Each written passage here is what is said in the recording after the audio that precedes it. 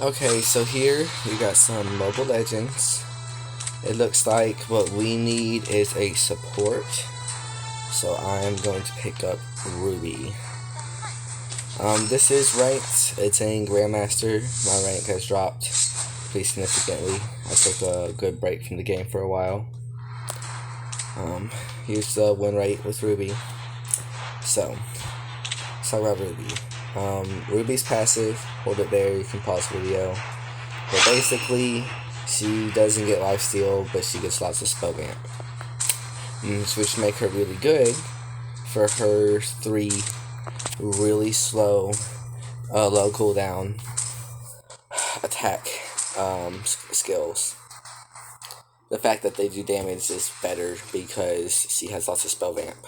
Additionally, I'm running Festival of Blood for even more spell vamp, and I'm running Purify because if you're frontline, unless you're a hero that can benefit from Flash, which I understand she can, most of the time you're going to want to take Purify. So, she has a ranged poke that actually does pretty decent damage if you hit the scythe and extra poke part of it. But hitting just the poke part of it is really just to annoy people and get the slow effect on it. Her second ability. So, boot start, cooldown boots, obviously. Smash them! So we're gonna get the first ability.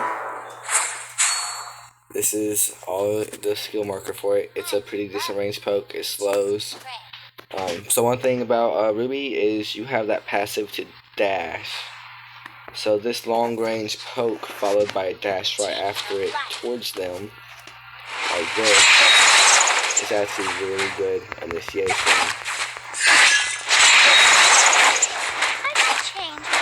This holding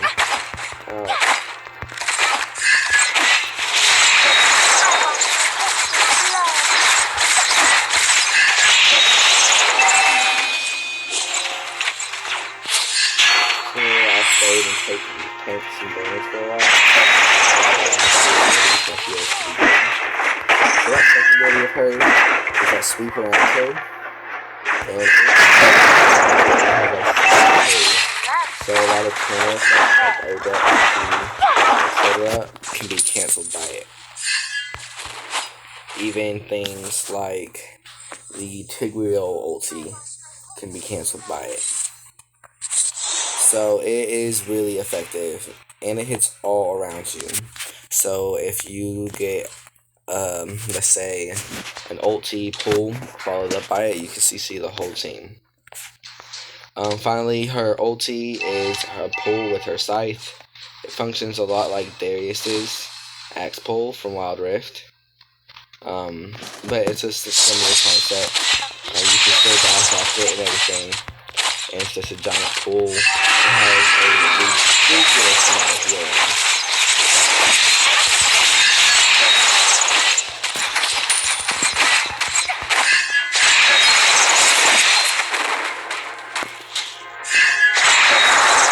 First blood.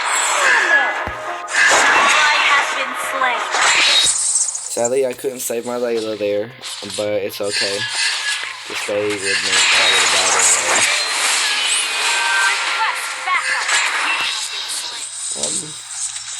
Not really sure what did the death damage there.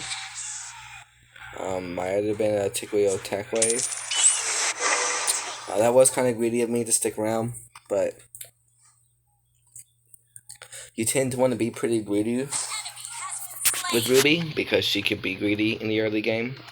She's pretty strong all game. I would say her weakest point is the mid game, which isn't that weak at all. Initiate retreat. You see, I can dash in just like that.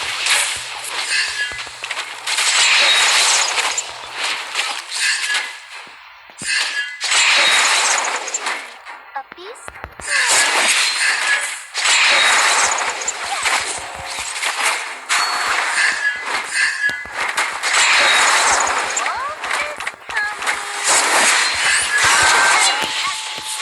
So there, I went ahead and popped my ulti just to get the kill and secure the kill. Because I didn't really want to go back yet. My skin I thought I was pretty low.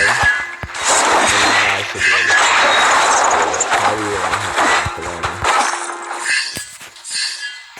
So for the most part, my job right now is to get Layla fed because Layla wins the game and everything. Period.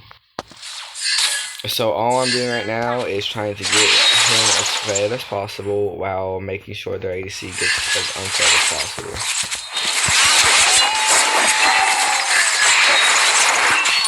That's a pretty decent trade. Layla should probably even be able to get the kill here. Not with the flash, but that's alright. Overall, as a support, if you can trade yourself to get the ADC a kill, do it every single time. Because your ADC is more important than you are.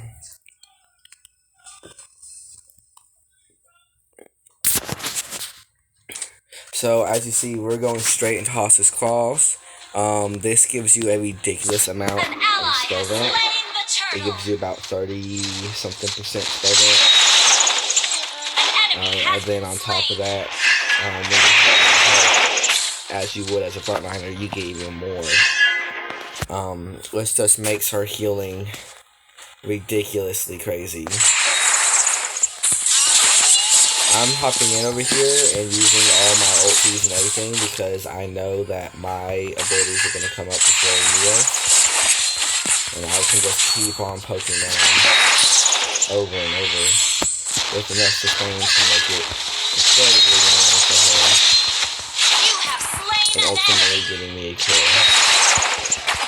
It seems like our bot lane carry has rotated over. That's fine. Ruby is actually probably one of the best spots in the game for trying to 2v1.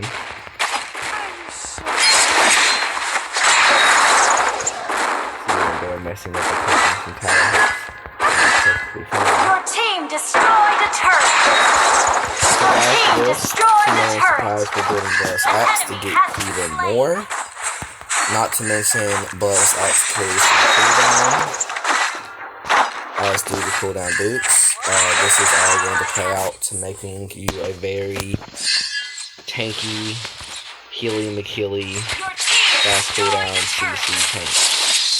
It can also do some pretty decent damage.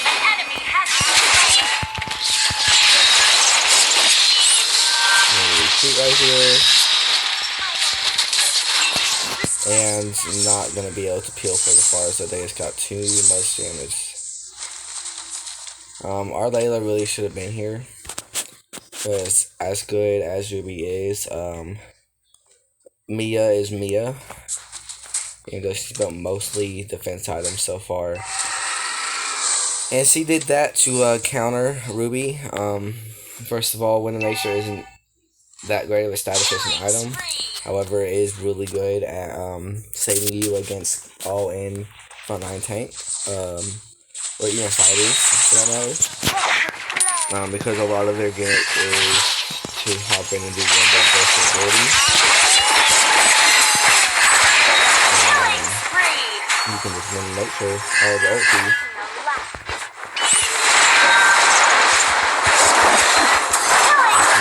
Kick off, nice try from the coupon down.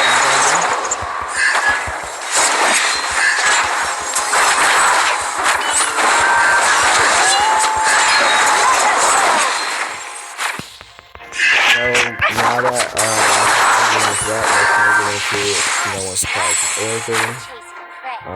That's pretty easy to pick up. You get lots of healings and use some defense. It gets you a cooldown.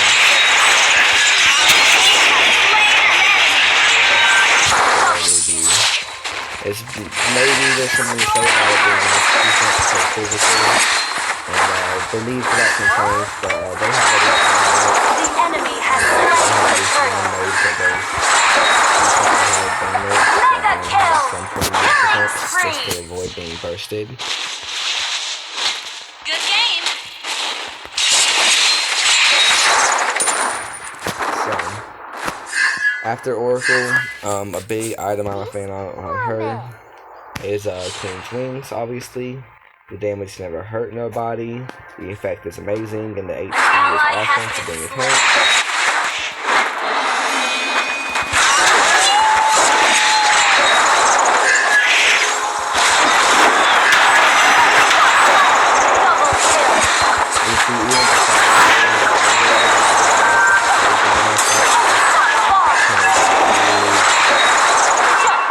Just single out just kind of not having to worry about it.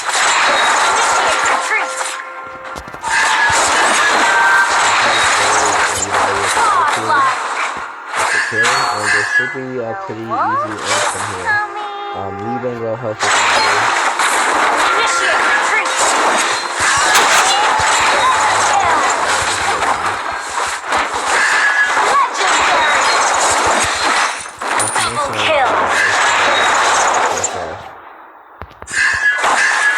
Again, not even worried about this. Just like ulti her, just easy done.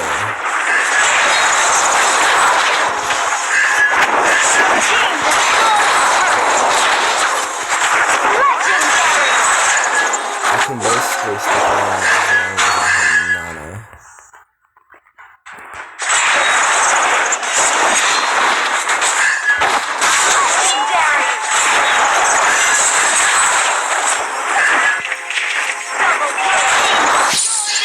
So from here, we're kind of pushing through.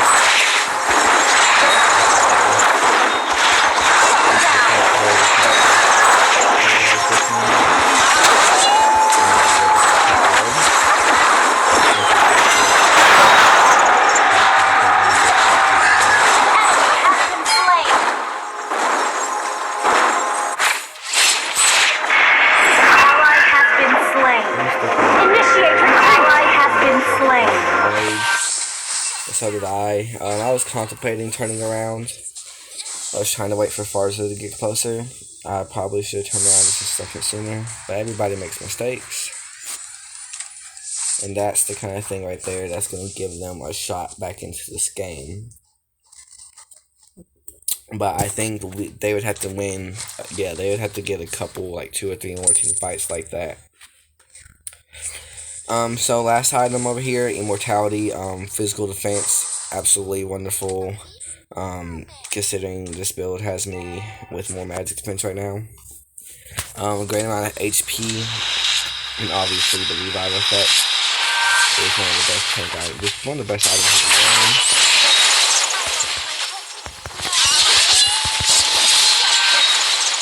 I went ahead and used my ulti right there just because all my shit comes out so fast it doesn't matter. Double kill. Our turret has been destroyed.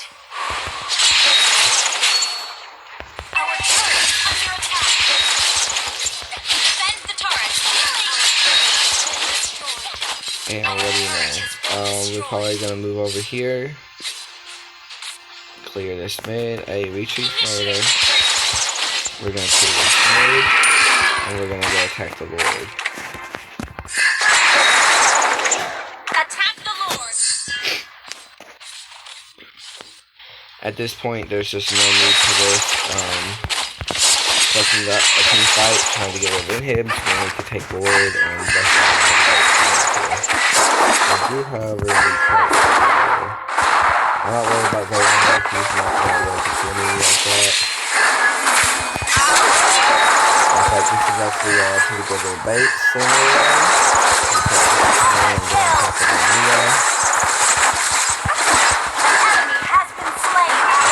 And just keep on CCing people. All you do is just keep on CCing. Slow, interrupts, just like killing, and then big kill. And you can spam them with lots of healing backing them up. This is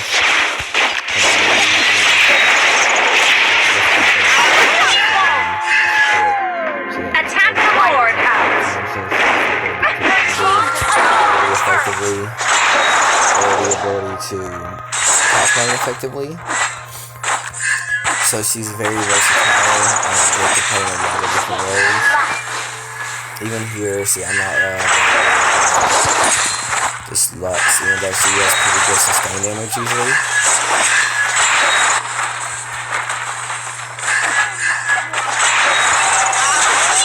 I can just easily kill her whenever I get an ulti. I could probably even get out of this one.